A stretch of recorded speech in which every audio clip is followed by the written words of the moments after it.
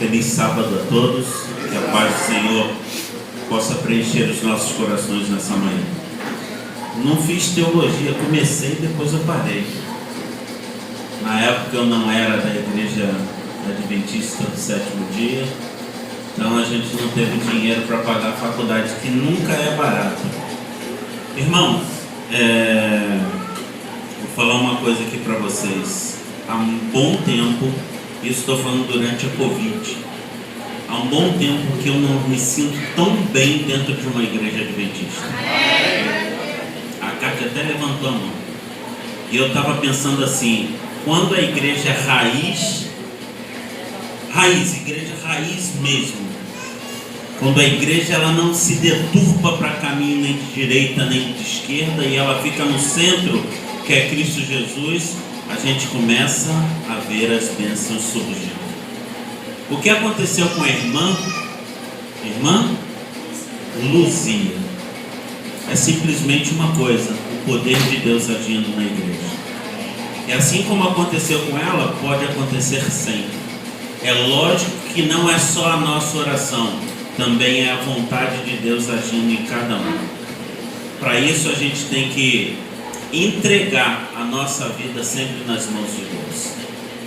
Falar um pouquinho de mim, ele falou: Cadu, se vocês chegarem em muitos cantos ali das igrejas seropédicas e falar meu nome, Carlos Eduardo, quase ninguém vai saber quem é. Mas falou que é o Cadu, muitas pessoas conhecem. Eu fui nascido e criado na Igreja Adventista da Promessa. Depois eu cresci e comecei a andar pelos meus próprios caminhos. Mas a minha mãe me ensinou toda a base bíblica que eu tenho hoje, toda ela. É lógico que depois a gente vai aperfeiçoar com os nossos próprios estudos, conhecimento, buscando aqui, lendo ali, a gente vai ampliando o nosso conhecimento. Mas eu agradeço muito a minha mãe. A gente falou de família. Meu pai não era cristão, não era nem crente. Meu pai odiava a Deus, mas odiava mesmo a Deus. Ele só não chamava Deus de bonito, mas os outros palavrões todos ele chamava Deus. Mas a minha mãe levou eu e meu irmão num caminho muito direitinho. E eu me desviei um certo tempo, mas depois eu voltei para a igreja. E uma coisa que eu sempre acalentei dentro de mim, é uma palavra que falou muito hoje aqui durante a lição: o temor do Senhor. Alguém aqui sabe o que é temor do Senhor? O princípio da sabedoria. Mas o que seria o temor, irmão? Respeito venerável. A Bíblia diz que é um respeito venerável. Não é medo, mas é um respeito. Mas a gente também tem que ter medo, porque Ele é um Deus de amor, mas Ele também é um Deus de justiça. Hoje a gente vai falar sobre uma palavra que foi dito também aqui pela Cátia: livre-arbítrio. Livre-arbítrio é escolha. Eu tenho o direito de seguir o meu próprio caminho. Eu faço a minha escolha. Durante a pandemia, e isso a gente tem visto muito, porque se intensificou bastante essa questão de internet na nossa vida. A internet ela pode ter dois lados. Pode ser boa, mas ela é muito maléfica para a vida de muitos. Porque existem muitos conteúdos ali que não tem nada a ver com Cristo. Muito pelo contrário, deturpam totalmente a palavra de Deus. E a gente tem visto surgir, Felipe, muitas coisas assim falando: você pode escolher o seu caminho e seguir o que você quiser, lá no final vai dar tudo certo. É verdade isso?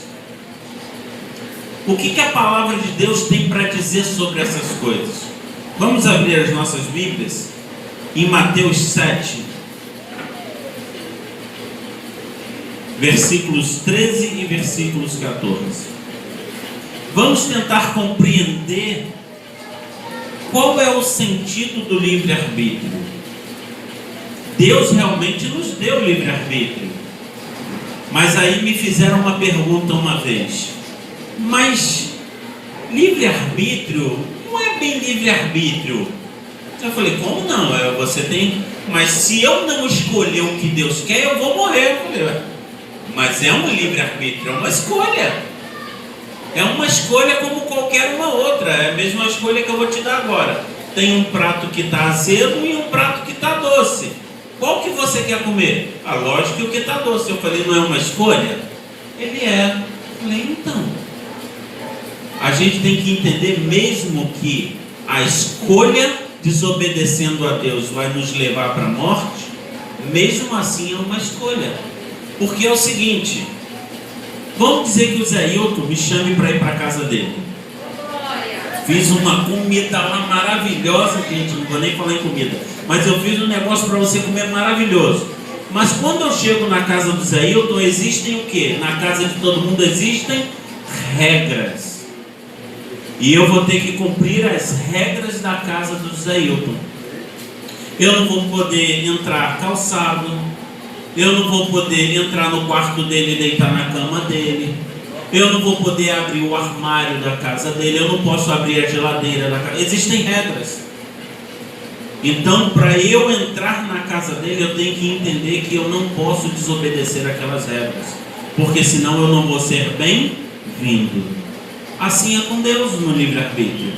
Deus, ele criou a terra para que o homem habite nela. A criação é de Deus e não minha. A terra não é minha, é emprestada por Deus para que eu possa administrar a terra. E ele botou algumas regras para que eu pudesse ter uma convivência pacífica aqui. Irmão, o Senhor falou um negócio aqui que eu achei interessante sobre Eva. Eva comeu o fruto, ela desobedeceu a Deus. Alguém aqui comeu o fruto? Não, mas nós somos descendência da desobediência dela. E às vezes nós, como pais, desobedecemos a Deus, e a nossa descendência também vai pagar o preço caro da nossa desobediência. Aquilo que está lá em Êxodo, que Deus leva até a terceira e quarta geração daqueles que aborrecem a Deus. Isso é verdadeiro. Mas ele faz o quê? Misericórdia a milhares de gerações. Gente, se a gente for contar milhares de gerações, vai passar da vida eterna. Então, para ver como Deus, ele é longânimo, e por isso ele nos deu livre-arbítrio. Mateus diz assim: entrai pela porta estreita, pois larga, Mateus 7, 13 e 14, pois larga é a porta e espaçoso o caminho que leva à perdição, irmãos, e muitos são os que entram por ela. Por que entram por ela? Porque ela é mais fácil. Ela é larga, ela é ampla, ela não diz para você que você não pode comer alimentos impuros, ela não diz para você que você tem que andar de acordo como diz a palavra de Deus, ela não diz que você tem que ser um sabatista, que você tem que guardar o santo dia do Senhor. Ela não fala, ela fala: olha, você pode fazer o que você quiser. Aqui não tem esse negócio não, gente. Aqui não tem nada disso não. Você pode andar do jeito que você quiser. Mas é assim que a palavra de Deus fala para cada um de nós? Às vezes a gente fala assim: mas eu não preciso ouvir essa oração, essa pregação, porque eu já tenho tantos anos, tantas bagagens, não vou nunca sair da casa do Senhor. Tudo bem, você pode não sair. Mas sabe o que a palavra de Deus diz para cada um de nós? Cuidado para que você não perca o quê? A sua o quê? Vamos lá, irmãos, está na Bíblia. Cuidado para que vocês não percam a sua coroa. É salvação também, irmão. Então quer dizer que eu estou pregando aqui na frente, posso perder a minha salvação? Posso. Se eu não estiver alicerçado na palavra de Deus e andando nos caminhos do Senhor, Eu posso perder a minha salvação. Não existe esse papinho aí de salvo uma vez, salvo para sempre. Isso não é bíblico não, irmãos. Não, não. Aquele que está em pé, cuidado para que não... Então eu posso... Legal, mas se eu cair, eu tenho quem no céu? Um advogado, não é? Que intercede por mim. Mas se eu der mole, eu caio. E se eu não tiver muito bem ligado com ele, o que acontece? É um abraço, né? Então eu tenho que estar sempre o quê? Ligado com Cristo Jesus. Continuando, diz assim: como é estreita a porta e apertado o caminho que leva para a vida, poucos são os que a encontram, que aceitam. Gente, não é fácil ser cristão. Não é. O que Cristo falou desse caminho? No mundo terei muitas aflições. Aí ele fala assim no final assim: mas tem de bom ânimo, porque eu venci o mundo. Mas a gente vai ter aflição, gente. Contar uma coisa aqui para vocês. No barco lá, quando Jesus estava lá com os pescadores, porque antes deles serem discípulos, a maioria deles era o quê? Pescadores, conhecedores do mar. Estavam lá no barco. Jesus foi fazer o quê? Dormir. E daqui a pouco começa o quê? Uma grande tempestade. Aqueles homens ficaram apavorados. Uma vez eu fiz uma pregação. Sabe por que Jesus dormiu no meio da tempestade e nem se importou? Porque ele estava no centro da vontade de Deus. Ele estava fazendo exatamente aquilo que o Pai ordenou para ele fazer. Ele tinha uma ligação com Deus tremenda. A Kátia falou aqui, eu fiz uma pregação uma vez, eu acho que é um dos versículos assim, complexo, mas que ele se resolve em si mesmo, que é: na casa de meu pai há muitas moradas. Vamos pensar um pouquinho. Já existem as moradas, os alojamentos, não já? Porque Cristo falou: na casa de meu pai já tem muitas moradas, tem muitos alojamentos, não é? Mas o que ele diz ali no final? Que vai preparar o lugar. Se eu já tenho um lugar, como é que ele vai preparar o lugar? Como é que a gente explica isso? Aí ele resume no final: para que onde eu esteja, estejais vós também. Cristo falou aquilo, ele estava onde ainda? Na terra. Então onde Cristo estava? No centro da vontade de Deus.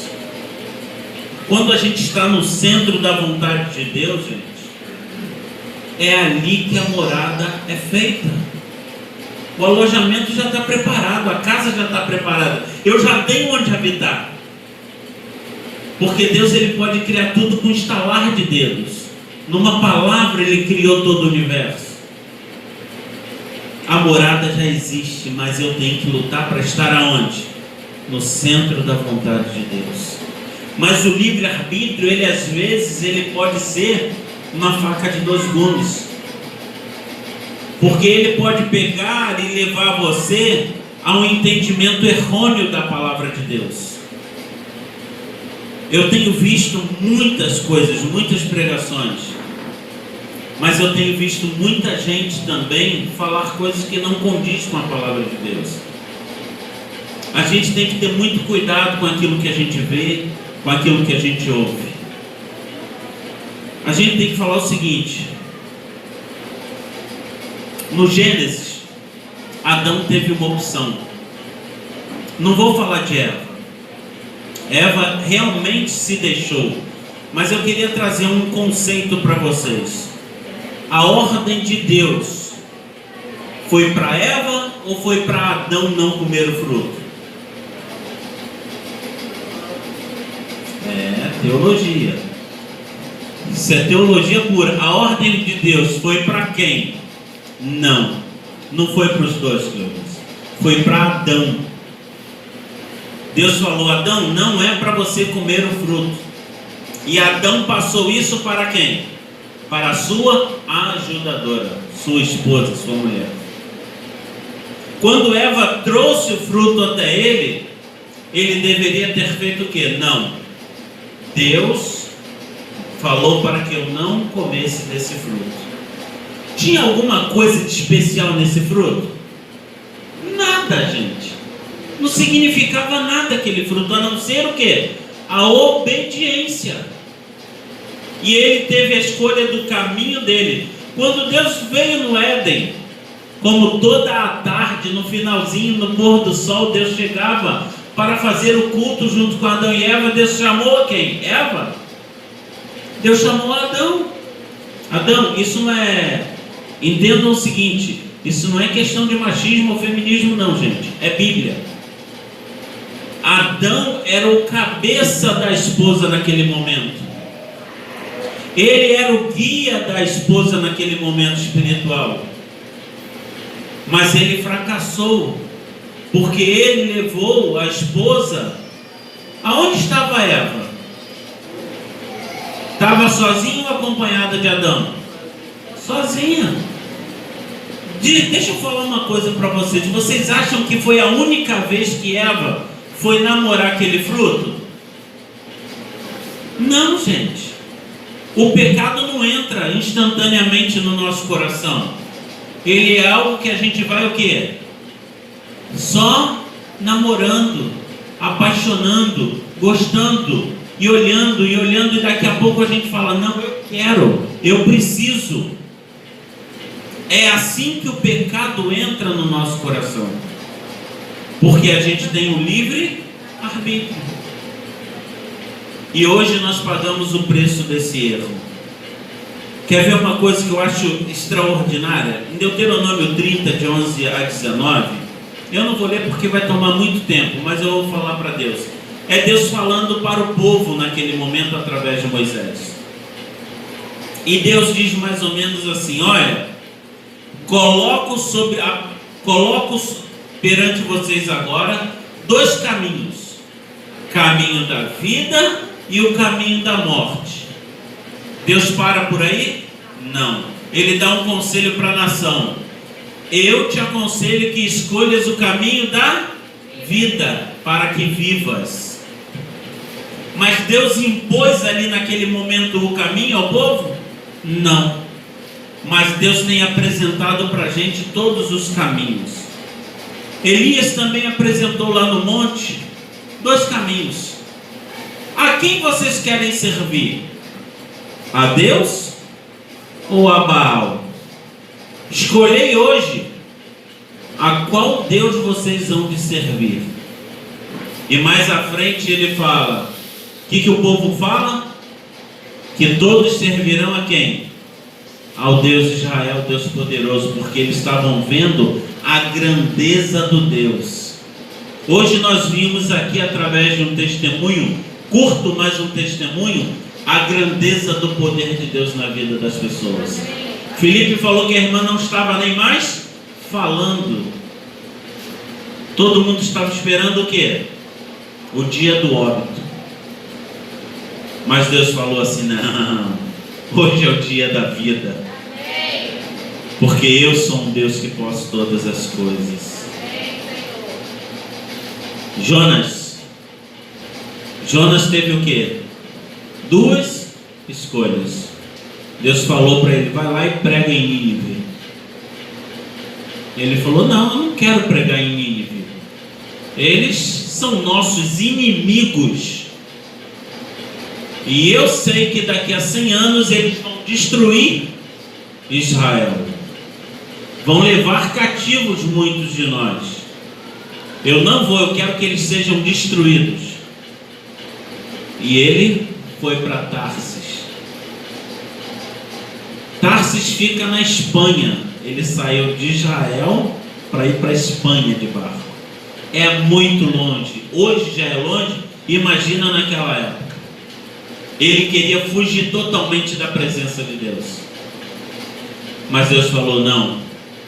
Lá em Nínive existem muitas pessoas que vão dobrar os joelhos a mim. E Deus mostrou para ele que o caminho que ele estava seguindo era um caminho de morte. Só para ele? Não.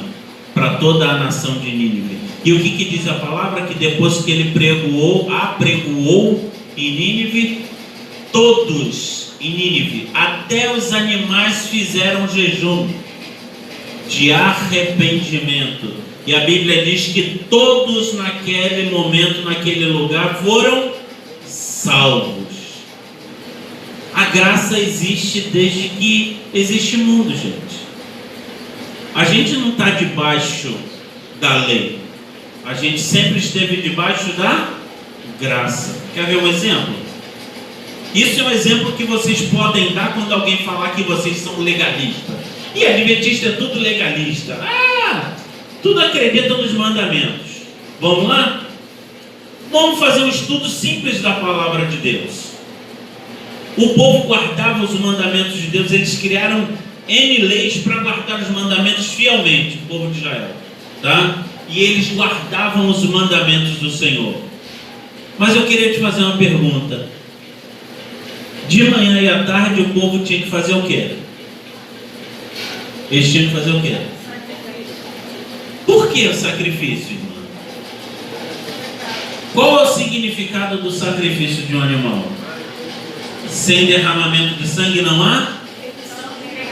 Logo não adianta eu guardar a lei, porque tem que ter um derramamento de sangue para que eu seja perdoado.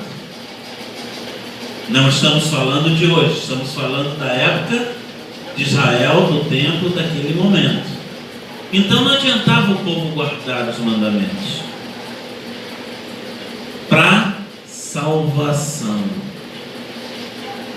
Eu guardo os mandamentos por obediência para me tornar igual a Deus, porque os mandamentos refletem o caráter de Deus. E enquanto eu não for mais próximo, mais igual a Deus, eu não estou pronto para ir para o céu. Esse é o simbolismo dos mandamentos do Senhor. Ali Deus falou: aqui estão impressos o meu caráter, e foi escrito exatamente por ele. Mas sem derramamento de sangue não há remissão de pecado. Na cruz Cristo pagou esse preço do cordeiro, mas deixamos de ter a obrigação de guardar os mandamentos? Não. Não existe uma única passagem nesse livro que me dá o direito de não guardar os mandamentos do Senhor. A Bíblia diz que esse mandamento, esses 10 mandamentos, eles são eternos. Deixa eu só falar uma coisa para vocês.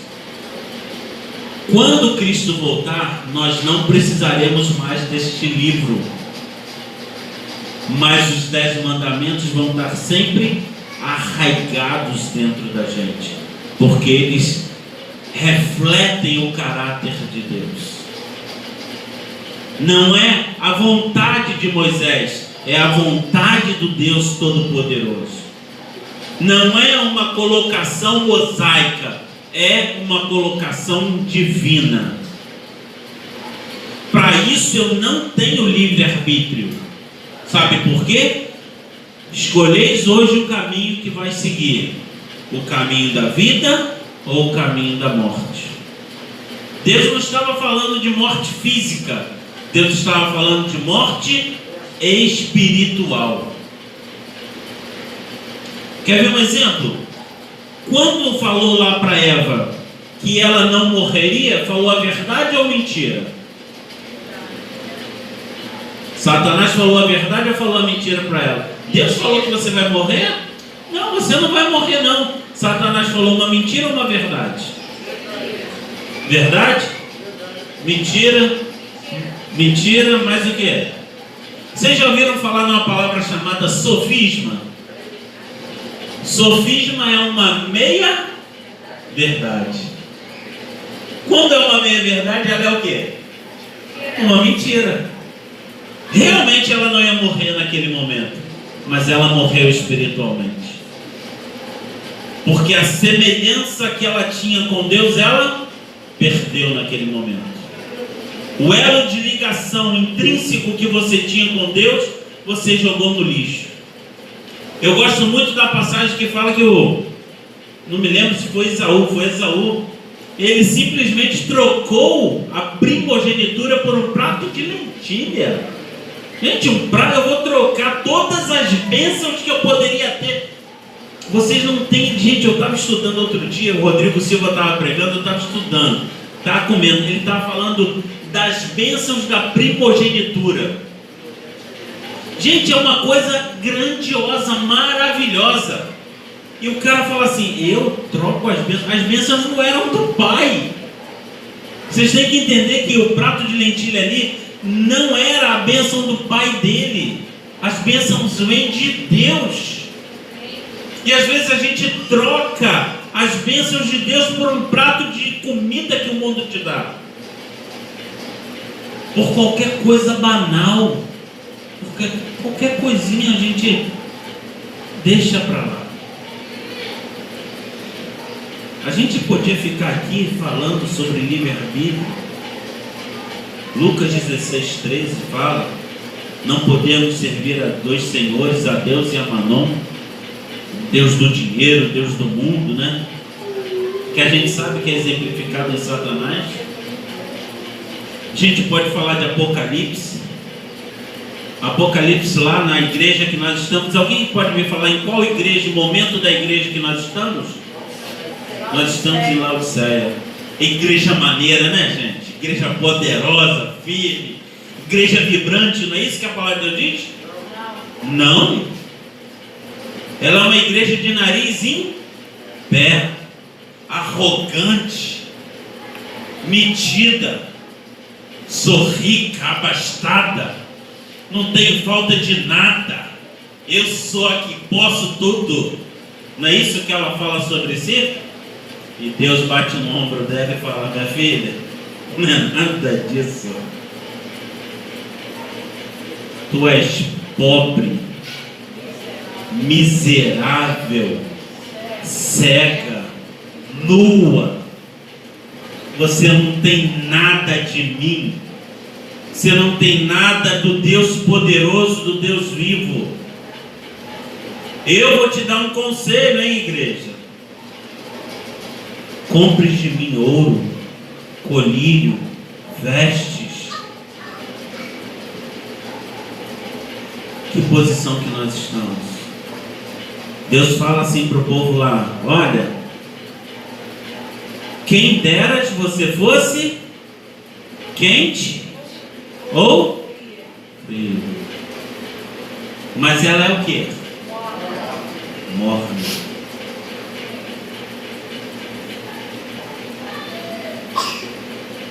Há um tempo atrás eu fiz uma pregação sobre isso. Vocês sabem o que significa um morno? É aquele que fica em cima do muro. Eu não escolho nem lá nem cá. Parabéns, tá? Pela igreja que eu vi que você está levando para Cristo Jesus. A gente brincou ali, né? Você tinha que ser o pastor. Eu já não sou. Realmente, a palavra de Deus diz que o presbítero, que é um ancião, é o pastor da igreja. E eu parabenizo o Felipe pela igreja que ele está levando. E eu falo isso, gente, com uma profundidade de coração que vocês não têm ideia. A Roberta, as meninas que estão comigo, o Bruno, Zé Hilton, eles sabem do que eu estou falando. Eles sabem muito bem o que a gente tem passado. E quando a gente entra numa igreja que a gente vê alicerçada na palavra de Deus, a gente fica extremamente feliz. E eu louvo a Deus porque vocês continuam e permaneçam. Eu não queria poder falar muito aqui, mas permaneçam nessa luta. Porque vocês têm livre-arbítrio, mas escolham sempre estar ao lado da palavra de Deus. Não permitam que as pessoas venham falar de: não, é só tradição, É só costume, não permitam. A palavra de Deus, ela é simplesmente maravilhosa. E eu vou contar rapidamente a história do cristianismo. A igreja primitiva que a gente conheceu como igreja dos discípulos hoje é a igreja apostólica romana, igreja católica. Ela tem alguma coisa a ver com a igreja primitiva? Não, em nada. Sabe por quê? Um dado dia alguém falou assim: esquenta a cabeça não, tudo isso daí que vocês estão fazendo é tradição, é costume. Vamos colocar isso aqui novo, vamos colocar isso novo, vamos colocar isso aqui, não tem problema nenhum. Tem. Porque é assim que Satanás entra nas igrejas e começa a minar e a destruir a igreja por dentro. Sabe por quê? O primeiro passo dele foi perseguir a igreja. Ele matava 10, apareciam 100. Ele matava 100, apareciam 1000. Ele matava 1000, aparecia 1 milhão. Que raça desgraçada é essa que brota assim? Aí ele falou assim: se eu não posso contra eles, me junto com eles. Paulo, gente, vem falando e dando conselhos para todas as igrejas.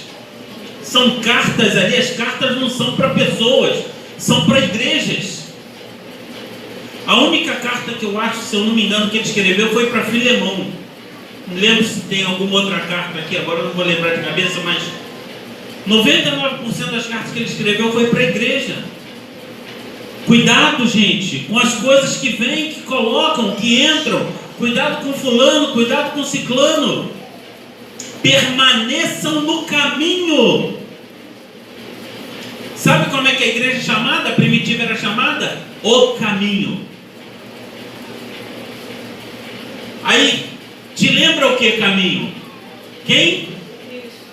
Eu. O que ele fala? Eu sou. Olha como é que ele fala. Eu sou o caminho. Não existe outro paralelo a mim, Cristo Jesus. Eu sou a verdade. Não existe outra verdade que não seja Jesus Cristo. Não. Verdade hoje o pessoal fala que verdade é o quê? Relativo. A verdade não é relativa. Ou é verdade ou não é verdade.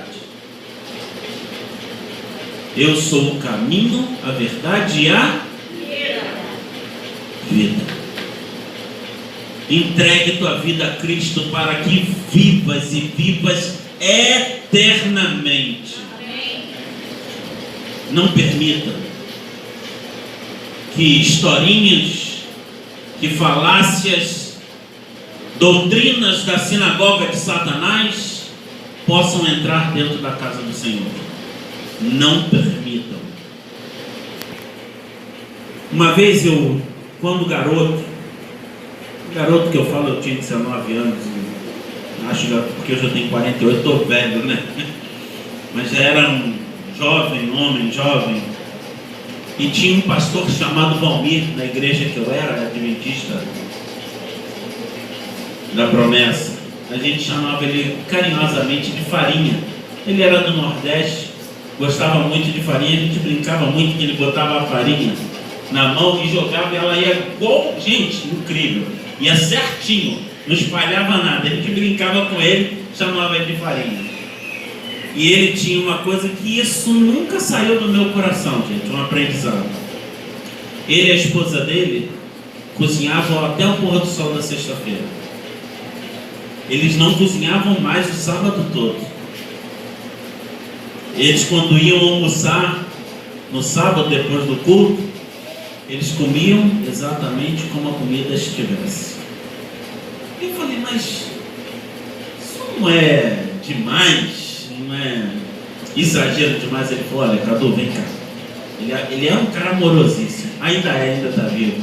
Me abraçou e falou só: se eu estiver exagerando, não estou fazendo mal nenhum. Agora, se eu não estiver exagerando, eu estou pecando contra Deus. Então, gente, a gente tem que entender que Deus colocou caminhos excelentes na nossa vida. E o melhor caminho é obedecer a palavra de Deus. Eu queria que alguém abrisse para a gente o seguinte, eu até escrevi: Deus tem insistentemente nos advertido a andar nos caminhos dele. Aí eu botei assim: consciência versus Espírito Santo. Aqueles que entregam a sua vida a Deus tem algo que a gente chama de consciência. Não sei se já aconteceu isso com vocês, mas já aconteceu muitas vezes comigo. Eu escutando uma voz: não faz isso, não vai por aqui, vai por lá, faz assim, faz assado. E essa voz não era a minha consciência, era o Espírito Santo, porque eu estou colocando a minha vida aos pés de Jesus. Mas aquele que não está andando fala: deixa a tua consciência te levar. Consciência é percepção de sentimentos, de pensamentos, quer dizer. São as percepções dos seus pensamentos. E sabe o que Cristo fala sobre os nossos pensamentos? As nossas escolhas? Há caminhos para o homem que parecem caminhos de bem, mas no final são caminhos de morte. Essa é a percepção do homem também. Porque assim como os céus são mais altos do que a terra, assim são os meus caminhos, mais altos do que os vossos caminhos, e os meus pensamentos mais altos do que os vossos pensamentos. Preciso explicar alguma coisa, gente? Aqui eu não preciso falar mais nada para ninguém, nem para mim, porque quando eu abro a palavra do Senhor, meu foco sou eu, não é a minha esposa nem meu filho. Quer falar, irmã? O título desse capítulo: Maravilhoso, né? Leia, pode falar, irmã. todo povo é convidado a procurar a salvação. Gente, olha, eu vou falar uma coisa para vocês. A palavra de Deus é rica, ela é eficiente ou eficaz. A gente tem na palavra de Deus, irmã, tudo o que a gente precisa para ser feliz. E eu vou te falar, feliz não é aquele que está constantemente rindo, mas é aquele que tem Cristo Jesus na sua vida. Porque eu vou falar uma coisa, ontem eu estava conversando com a minha esposa, eu trabalho com vendas, e pandemia, gente, todo mundo parou tudo, o país parou, o mundo parou. Eu vou falar uma coisa para vocês, tem uma cidade que é chamada Cidade que Não Dorme, Nova York. Nova York ficou fechada, gente. Nada funcionou no mundo. E eu falava, as coisas mínimas que surgem nas vendas, a gente tem que conseguir vender. Teve uma licitação semana passada no IBGE, nós perdemos. E eu falei: Senhor, eu preciso desse número na minha carteira. Eu não estou preocupado com comissão, com nada. Eu estou preocupado com o meu trabalho, ficar empregado. Sim, eu preciso desse número na minha carteira. Eu trabalho vendendo equipamentos de tecnologia. Eu trabalho numa revenda da HP, grande fabricante de equipamentos de tecnologia. E na licitação estavam só os fabricantes, HP e Dell. Ou seja, os dois maiores fabricantes de componentes de informática do mundo, né? Voltados para esse ramo que é o ramo de TI. A gente tem Apple também, mas a Apple é mais pessoal, né? Desktop, notebooks, telefones e afins. Mas grandes assim mesmo são a Dell e, final, nós perdemos a licitação para a Dell. Eu falei: Senhor, tem que ter um jeito, Deus. Tem que ter uma solução. Eu olhei a documentação da Dell, porque é colocado no portal do governo, Comprasnet. E eu olhei toda a documentação, e eu sou chato em olhar a documentação. E eu falei, gente, está tudo certinho, não tem nada de errado na documentação. E eu falei para o engenheiro da empresa, olha a parte técnica, bate bit a bit, ponto a ponto, vê se está tudo certinho. Ele falou, cara, está tudo certo, não tem nada errado. Eu falei, cara, não. Chegou o dia do pregoeiro da decisão. A empresa dela está desclassificada, porque não apresentou a documentação exigida em tal ponto do edital. Eu olhei e falei, Senhor, obrigado. Eu te louvo e te engrandeço por essa vitória. Amém. O documento que eles deixaram de colocar é uma coisa banal. É uma declaração. Uma declaração que vai junto com o balanço patrimonial da empresa. Eles não colocaram no documento. Normalmente, desclassificação assim, o pregoeiro não volta atrás. E chamou a HP, que é a empresa que a gente está participando, que eles vão direto, por causa da nossa empresa, que a gente não teria preço para disputar com a Dell como uma empresa. E a nossa documentação e a parte técnica foi habilitada, deu a empresa como vencedora. É lógico que a gente continua na luta, irmãos. Olha só, existe um passo agora que é o recurso. A Dell entrou com recurso. É por isso que eu falo, no mundo tereis aflições.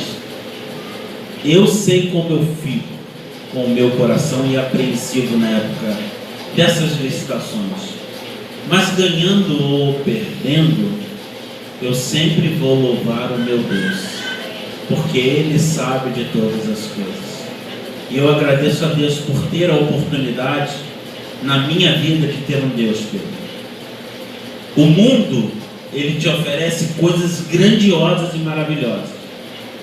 Nenhum pecado é ruim no momento do pecado, porque se ele fosse ruim, ninguém pecava.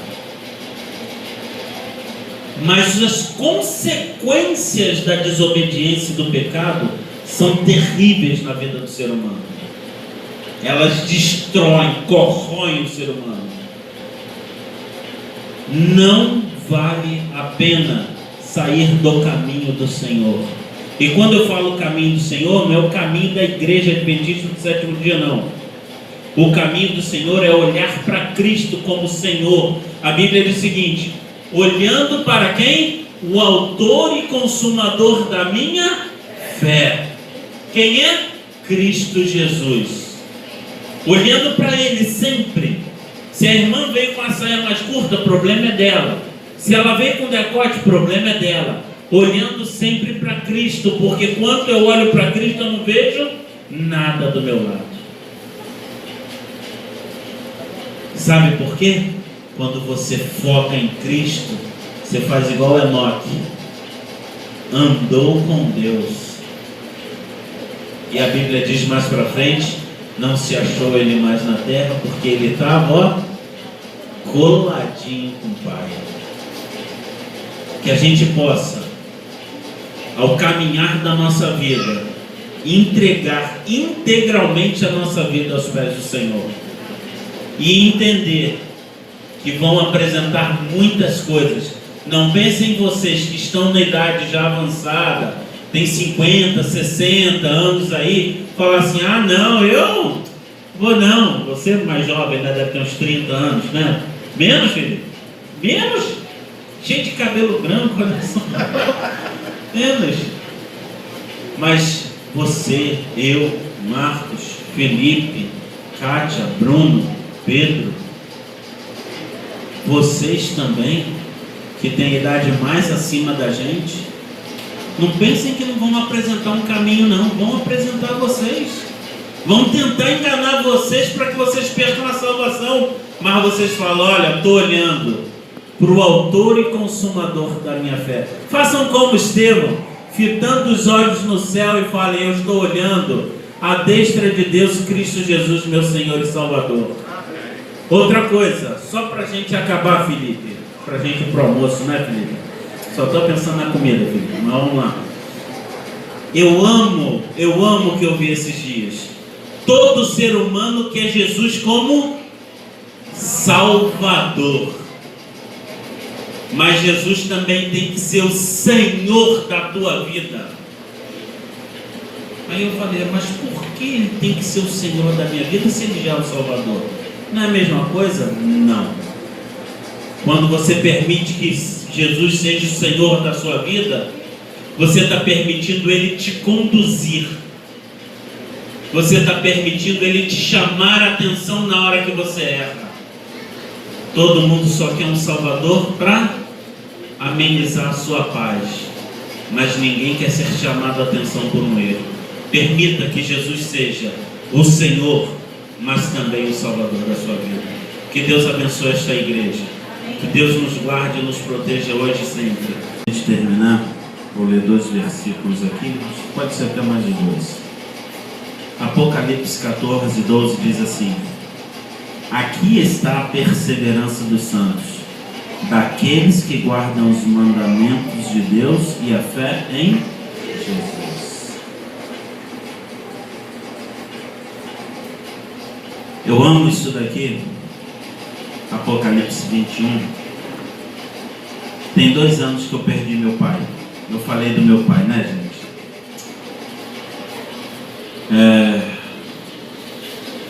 Para resumir para vocês, aconteceram coisas maravilhosas no seio da nossa família. A minha avó materna teve um câncer no estômago. Só para vocês terem ideia, meu pai teve paralisia infantil em 1942.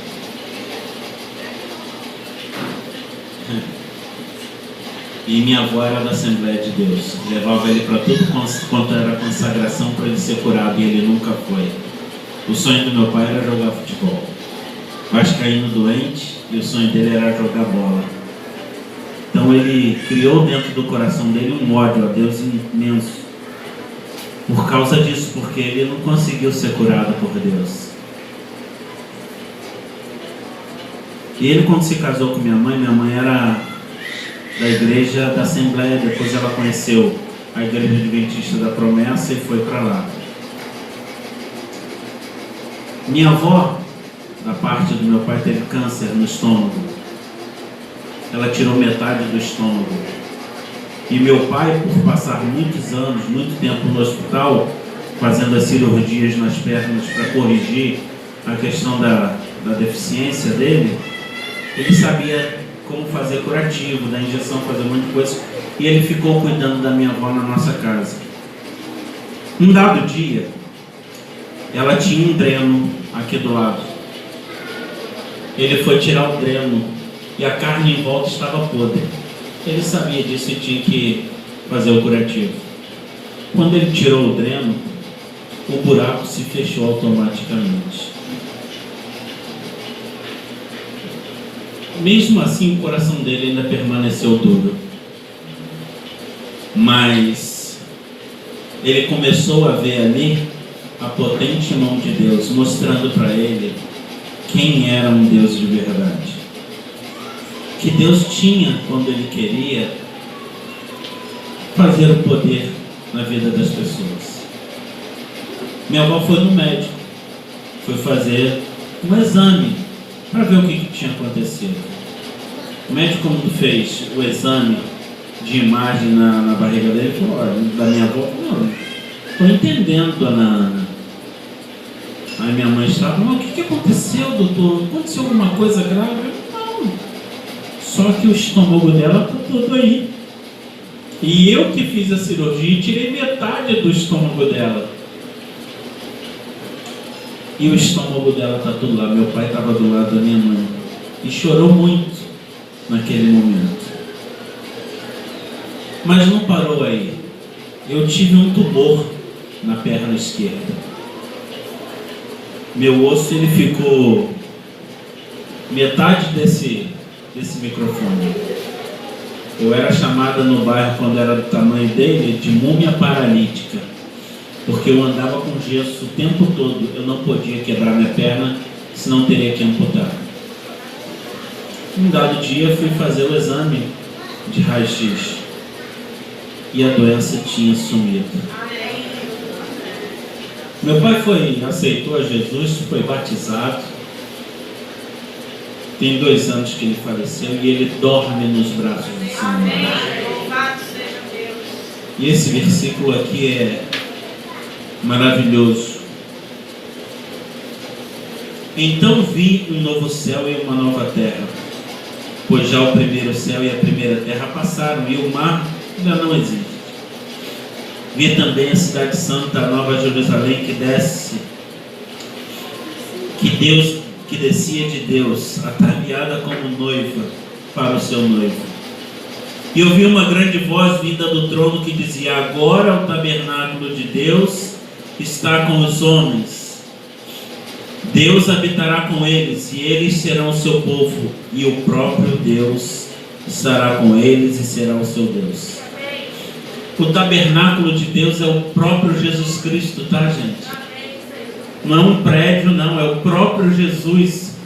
E ele vai ter mostrado nas mãos dele as marcas da cruz, para que a gente nunca esqueça o grande sacrifício na cruz do Calvário.